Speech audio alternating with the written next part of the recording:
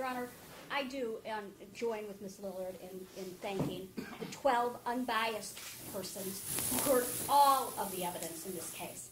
Not a snippet, not a soundbite, but every single bit of evidence. And we do thank the jury for their careful attention. We are very grateful that they returned the correct, but nonetheless courageous verdict in this case. Saw DeAndre Lane for what he is, which is a child abuser and a baby killer. We're surrounded, Your Honor, the persons who were charged with protecting Bianca largely failed in this case. But we are surrounded by law enforcement who took her into their heart in the cause of justice and the search for her. They have been extraordinarily professional, dedicated, and tireless.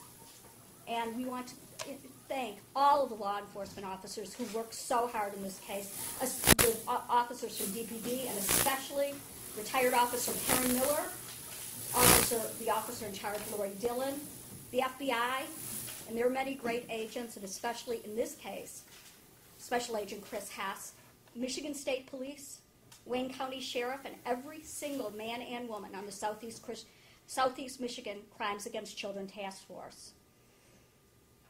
The child abuse cases and the murders require a lot of resources and manpower, and we hope that this city and this county will continue to devote their resources and manpower to conviction of child abusers. The sentence that this court is about to impose does not come close to the brutality, inhumanity, and cruelty which Mr. Lane inflicted on Bianca Jones on December 2nd of 2011. And we do ask that this court sentence him to the mandatory minimum sentence of life in prison without the possibility of parole and a guideline sentence to be served concurrently for child abuse in the first degree. Thank you very much, Your Honor. Mr. Johnson. Thank you, Your Honor.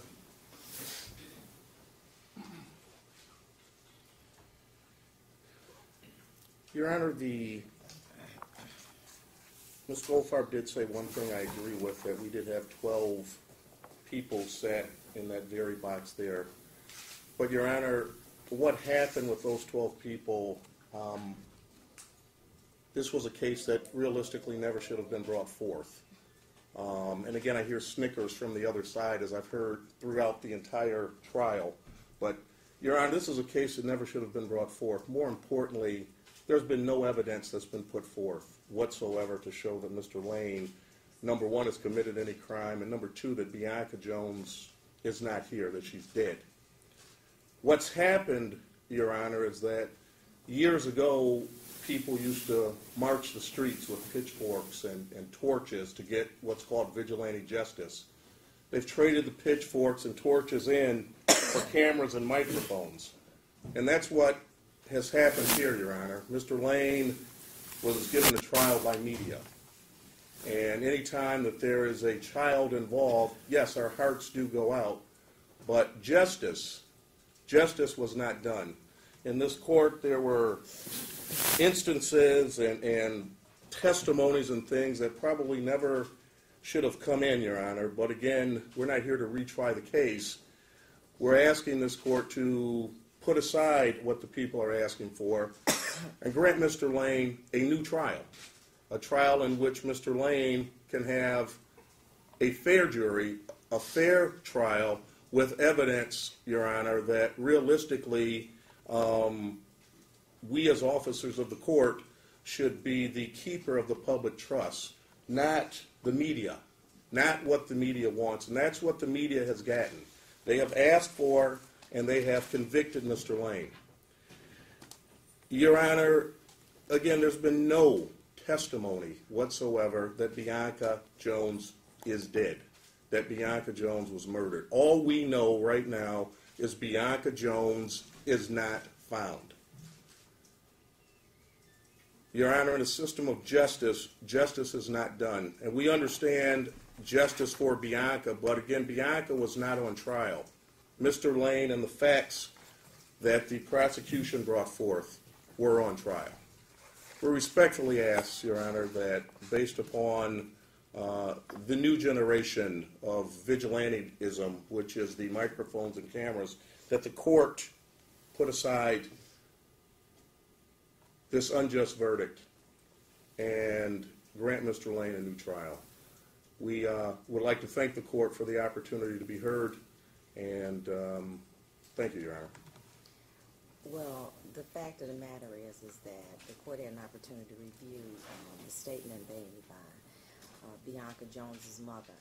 But I do believe that she does have a right to make a statement. Ms. Jones, Ms. Bianca Jones, you can stand right where you are, state your name for the record, and you may indicate how this has impacted you. My name is Bianca Jones. I'm Bianca Jones. You got to speak up. My name is Bianca Jones, and I'm Bianca Jones's mother. And last year, my daughter disappeared. And this court, and the police officers, and the justice system, they gave us nothing. They cheated us. They never looked for my daughter. They never really cared. They only wanted evidence to get their conviction. They don't want to close the case without solving it. And that's why I'm standing here now, the parent of a child. And someone's been convicted of a murder. And she's not even legally dead. I listen to people lie. People that I know. People that told me they would lie. And I want the court to know that they made a mistake and I intend to correct it. Mr. Lane, you have an opportunity to allocute before this court. You may stand if you'd like to take advantage of that. Okay.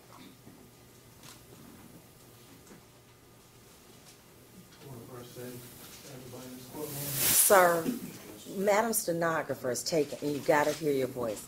Is that fine? I just want to say, first and foremost, I did not murder my child. I did not abuse my child. I love all of my children, all of them. When her mother asked me to help her, I helped. When my other daughter's mothers asked me to help them, I helped. I took care of my children to the best of my ability. No one on that stand said anything about me abusing my child. That came from that table right there. Nobody in that seat said that. You have testimony from people saying that my daughter was alive that morning when she left the house. You are the only ones who say she's dead. No one got on that stand and said she was dead. No one said they found evidence to prove she was dead. My daughter is alive. She is missing. She will be found.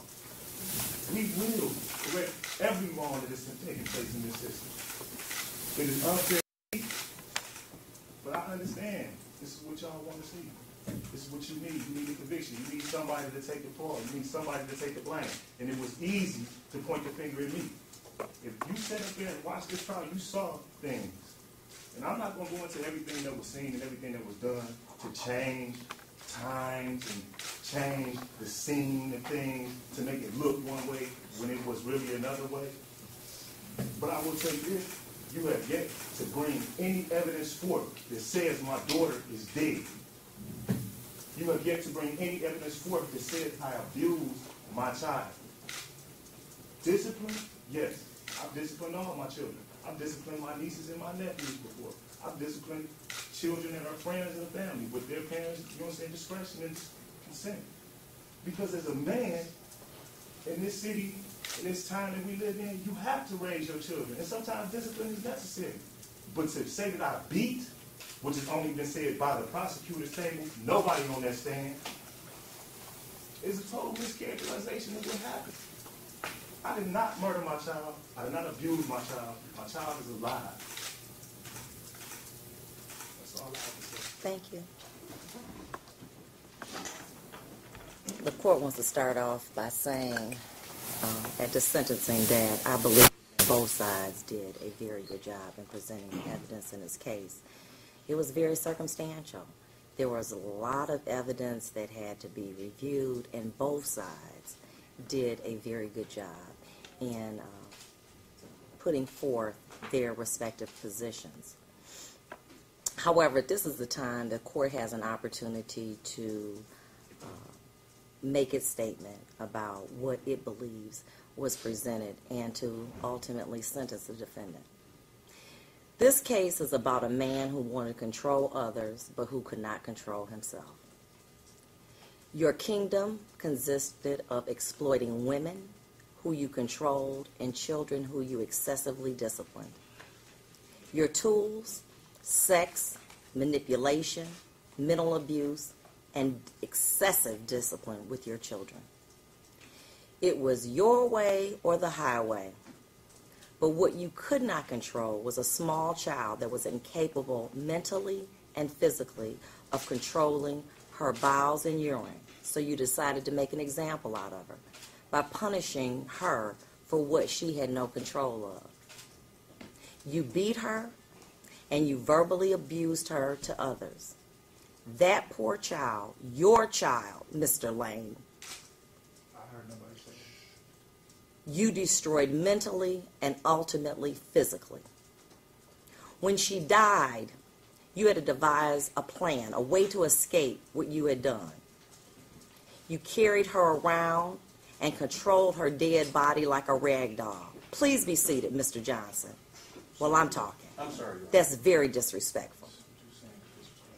Mr. Lane, I need you to be quiet or I will impose sentence with you in the lockup. Carrying her around and controlling her dead body like she was a rag doll. Putting in her car with no food or diapers. Ultimately lying about her disappearance as a carjacking. My father always said, never lie, because you have to remember the 100 lies you told to cover up the first lie. You figured that a city plagued with violence, understaffed by police, who would care about the disappearance of your child? But you were wrong. You were wrong. Not only was law enforcement, but regular individuals who thought about your child, who wanted your child to have a proper burial, scoured these streets day in, day out without receiving the proper compensation, many of them doing it, the citizens doing it for free, law enforcement, volunteering, taking them away from their families. For what? For this lie that you concocted because you were not man enough to face up to what you had done. You disciplined that child, you tortured that child, and you should be ashamed of yourself.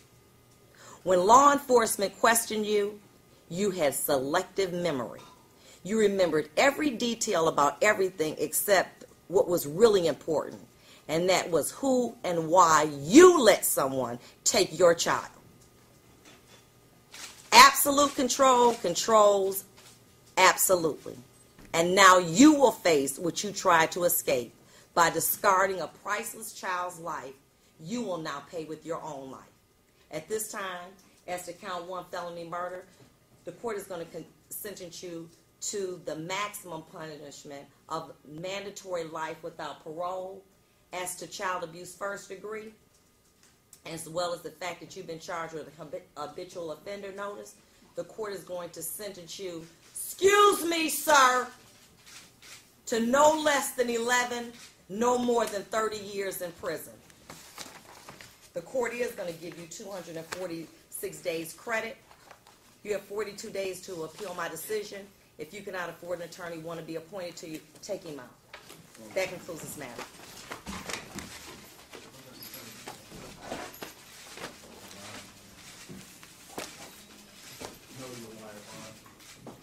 Bring him back out here.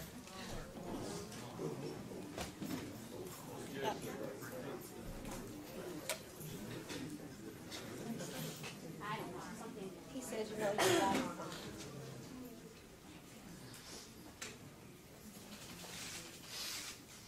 It's very unfortunate that you made that statement, but I'm only going to attribute it to the fact that you're a person that is suffering very deeply because of what you've done. So as a result, no, excuse me, don't address me as Vonda. Take him out of here. Take him out. Take him out. You sit there lying like you did the whole time. And nobody proved nothing. There's no proof that my child is dead. None. Court is in recess. Thank you.